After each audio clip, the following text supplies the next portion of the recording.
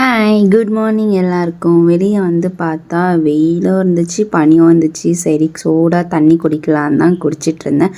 நீங்கள் கண்டிப்பாக மார்னிங் எழுந்து தண்ணி குடிங்க. இந்த ரைஸ் தான் நான் யூஸ் பண்ணிகிட்ருக்கேன் பொங்கலுக்கு, பச்சரிசி.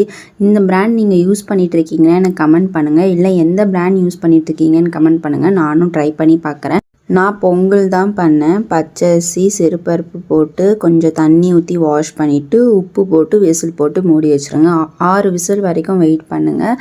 அப்புறம் எனக்கு தெரிஞ்ச சட்னி தான் உங்ககிட்ட நான் சொல்ல போகிறேன். பொட்டுக்கடலை, தேங்காய், 2 பச்சை மிளகாய், இஞ்சி போட்டு நல்லா அரைங்க. இப்போ வந்து பொங்கலுக்கு தாளிப்பு ரெடி பண்ணிக்கலாம்.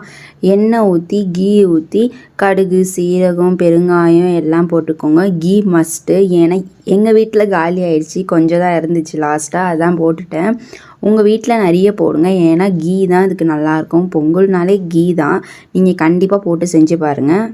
அப்புறம் தாளிப்பு ரெடி ஆயிடுச்சு. இப்போ பொங்கலும் ரெடி ஆயிடுச்சு பாருங்கள், சூப்பராக வந்திருக்கு. அப்புறம் நல்லா மிக்ஸ் பண்ணிவிட்டு அவ்வளோதான், பொங்கல் ரெடி. இப்போது சட்னிக்கு தாளிப்பு ரெடி பண்ணிக்கலாம். அதை நான் மறந்துட்டேன். கொஞ்சமாக எண்ணெய் ஊற்றிட்டு கடுகு, உளுந்து, கருவேப்பிலை, காஞ்ச மிளகாய் போட்டால் சட்னிக்கும் தாளிப்பு ரெடி. மார்னிங் எழுந்து நீங்கள் என்ன உங்களுக்கு ஈஸியாக இருக்கும்னு எனக்கு கமெண்ட் பண்ணுங்கள், என்ன பண்ணுவீங்கன்னு. நானும் ட்ரை பண்ணி பார்க்குறேன்.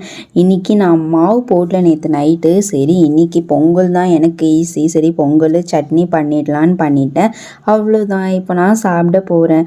இன்றைக்கி நீங்கள் என்ன சாப்பிட்டீங்க மார்னிங் எனக்கு கமெண்ட் பண்ணுங்கள். பாய்.